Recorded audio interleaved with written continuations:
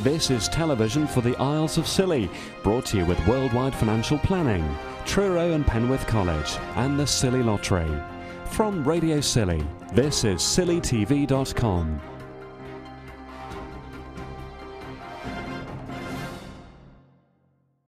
A St Mary's Rotarian is back from a week-long aid mission to the Balkans. Richard Chiverton drove with volunteers from the mainland in a convoy of fire engines and a transit van laden with medical supplies for Kosovo. Richard says the community does need help there. It's an impoverished place, but it's not somewhere that should be pitied. It is impoverished, but these people are fighters. They are fighters, and I get the impression that they're hard-working people, and they're going to make that country work. Richard says the hospitality of hosts there was incredible. In Kosovo, firefighters and their friends wined and dined the visiting volunteers. And on the outward journey through Albania, the national boss of their fire service insisted on taking the men to breakfast. I had to go back through Albania. The three of us had to take the truck back through Albania.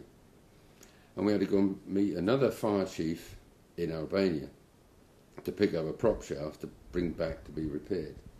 And he insisted, like the rest of them, insisted we had breakfast with him. And that breakfast consisted of two great jugs of wine, raki, meat, everything you could do.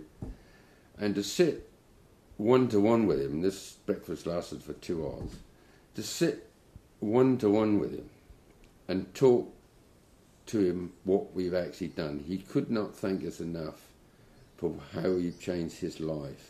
There was a drama on the way there. Whilst driving the convoy of fire engines through Italy, a fan belt and bearing broke. Richard says they had to call on the network of Rotary volunteers in the country to find the garage that could fix a British fire engine, and that itself was no mean feat. Once we coming through Italy, we had a problem with one of the fire engines. We were all in convoy, and a fan belt went on one of the fire engines.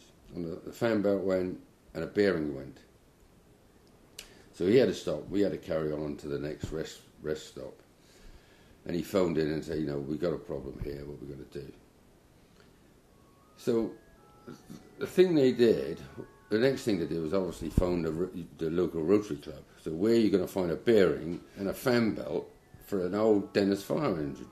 So we phoned the local Rotary Club. They found us, that was within 100 miles of the fire engine, they found us a garage what had the bearing, had a fan belt, so this fire engine had to get to this garage. And they managed to get there using cable ties as fan belts, and they did 100 miles to this garage.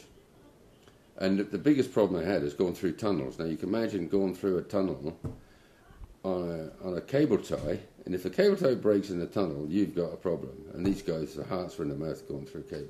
But I take my hat off to them. These guys did brilliantly, absolutely brilliantly. These are young firemen who gave up their time to come out, mechanics. They gave up their own time,